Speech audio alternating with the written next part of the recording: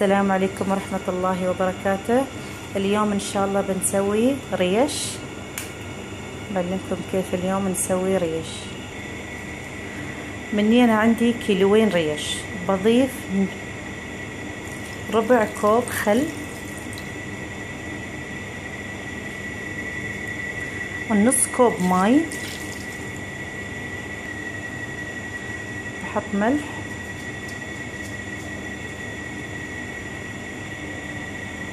فلفل اسود،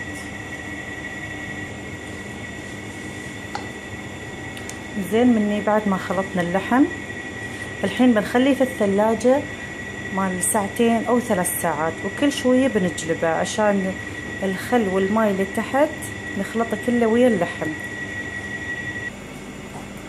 الحين بنشوي الريش. عندي انا الطابة مال الشواية، بحط الريش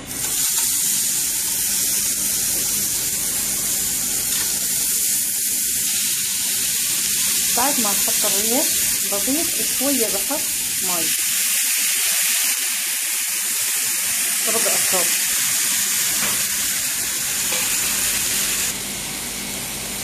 شوفوا مني خف الماي، برد بزيد الماي مرة ثانية، تقريبا 3-4 مرات بسوي شي.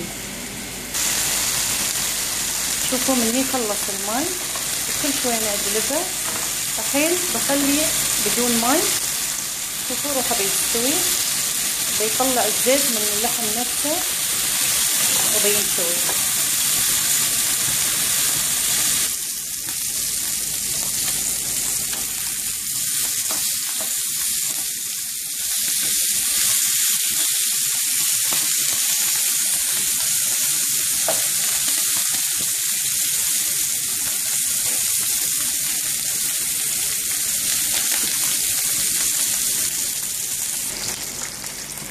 مني بعد ما استوى بشيل اللحم،